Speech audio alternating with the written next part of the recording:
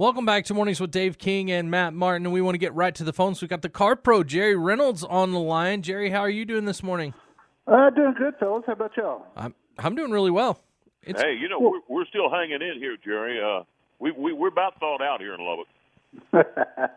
Yeah, it's What that about weird you? time of year here where you got to wear shorts in the afternoon and a coat in the morning. Exactly. But at least the sun's shining, right? That's yeah, right. you got the heater running early in the morning, and then you turn on the air conditioner about noon. I think we're going to have 30-mile-an-hour winds this afternoon, though. Back to Oh, March, boy. regular March. Yeah, let's blow a little dust around, why don't we? That's right. You're driving around in a Beamer this week, Jerry. Yeah, I am. An interesting one, to say the least. It's the X5, and I've always liked the X5 from the standpoint of, you know, how luxurious it is and what a great job they do with their interiors and things. But this one is a plug-in hybrid. So you can charge it overnight. Now, you really can't unless you have one of the home chargers. But the charger that comes with the car, like most plug-ins, it's very inadequate. But if you get a full charge on it, you can go 30 miles on just electricity and never use a drop of gas. So it's one of the things where if you've got a short commute on a daily basis, you could actually drive this thing forever and not put any gasoline in it. But then again, if you wanted to go cross-country vacationing, you could do that with it because once the electric power is gone, it starts to run as a regular hybrid. So it's kind of interesting. It's got 389 horses. It'll tow 7,200 pounds.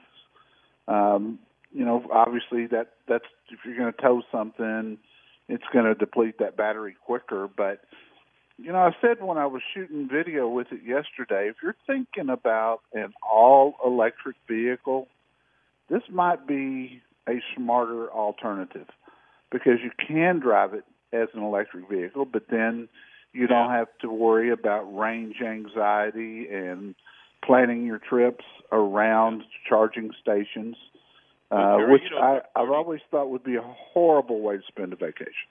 30 miles is just not going to get you very far. I mean, you're right. If you got a short commute to and from work, that'd be great.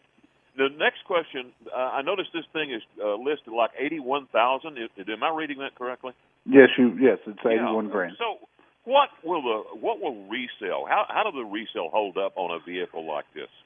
It's hard to say because this is a new thing with this hybrid electric plug-in, but BMW resale generally hasn't been great in the past because they're pricey up front, and they've got a little bit of a reputation for having problems down the road past 50, 60,000 miles. So being very expensive to repair. Oh my gosh, yes, totally. It's hard to say, Dave. With gas prices on the rise the way they are, this thing could be okay. And I've talked on the air so many times about people wanting hybrids. Don't wait until gas starts moving up because so do hybrid prices and so do electric car prices. But to answer your question, this X5 probably going to be a pretty good hit on the West Coast. The rest of the country, maybe not. Yeah. It is enjoyable, though. I'll tell you a little. I've never really been a fan of BMWs. I've never liked their grille, and I know a lot of people love it. So, but it's just the iconic front end that it's just never been iconic to me. But I had a friend that had an older BMW, probably 10, 12 years old. So it was quite a bit older. But something started going wrong with it, and they took it in to get it repaired, and it was going to cost a lot more than the car was worth. They just had to let it go. Yeah, I've seen that myself, and this is fairly typical of German cars. You could throw Mercedes into the same batch, although I think they're probably a little more reliable long term, but still very expensive. Yeah, to operate. I had a Volkswagen Jetta for a long time that I loved driving, and it did really well.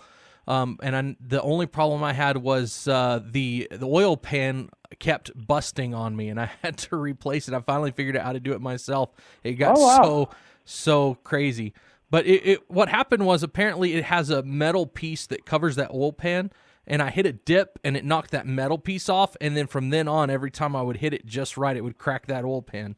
So sounds like some great engineering there. Well, but I mean, I love driving it. But, Jerry, I'm going to go over to the news section of CarProUSA.com. There's a story here, and the reason why I want to talk about this story is because at the bottom there's a video of you and Kevin McCarthy talking about your sports cars. You have I believe it's a Corvette, and he has a Jaguar. I just want to say I'm on your side on this one, but tell me a little bit about this. What brought this up? Y'all kind of talking about your sports cars.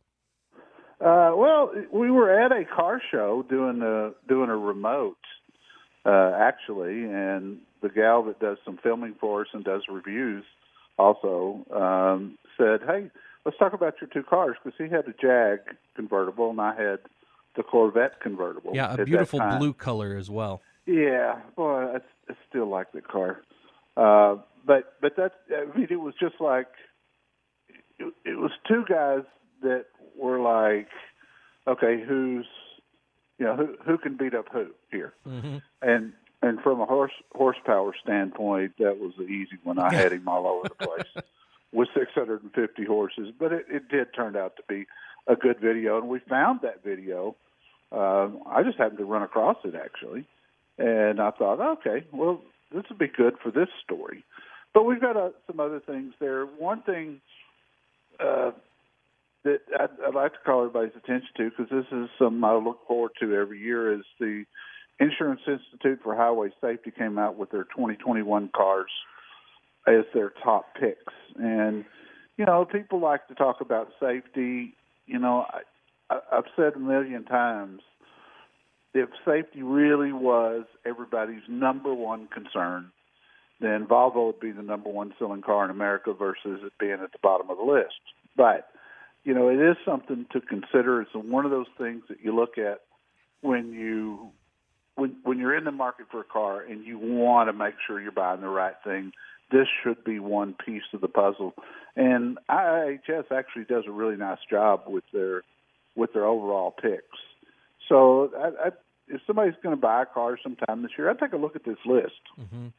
Yeah. Well, and I'll tell you one other thing that you have on the news section is to take time to learn about your new car. Now, I've heard you on the radio before on the weekends, and again, you have one of the most entertaining. I'm not looking for a car, but I love to listen to you on the weekends, 11 to 1 on KFYO here. But you've said in the past that if you get a new car with all of these new fun things on it, that you need to sit down with the person who's selling you the car and have them explain everything to you, and they're willing to do that. Yeah, they are. And I tell you, if you really want to get the most out of your experience with a new car and all the things they'll do today, you really have to do it. But sometimes, Matt, I recommend people go through the basics at the time of delivery, because you've been at the dealership 3 or 4 hours, you've been through the finance department, you've had decisions to make, and sometimes you just want to get your keys and get out of there. And I totally get that. So if that's the case, then you should go back after a week or two and have them go through the car with you. A lot of dealerships now are doing one night a month. They'll take and do a school with a whole bunch of their customers at one time and bring in dinner and explain and show you the features of a car. And boy, if you're really going to get the most out of a car today, you got to understand it. I was thinking that very same thing. I've got a car, that SUV, that has got every gadget and thing in the world, and I probably don't understand half of them. And I was thinking the other day, you need to go to school to learn everything about this car. And I guarantee you, everybody will find something they didn't know about. And I bet you're right. If it's a 1 or 2 year old car, because they do so many things today, and you should understand the safety features. Yeah, there's probably half of the stuff on my car that I don't know what it is. But hey, we got to run. But catch the Car Pro Jerry Reynolds every Saturday from 11 to 1 right here on KFYO. Yeah, and everything we talked about is on carprousa.com. Jerry, thank you so much for calling in. Talk to you guys next week. All right, sounds good. All Have right, a good day. Bye. We'll be right back on News Talk 95.1 FM, 790 AM, KFYO.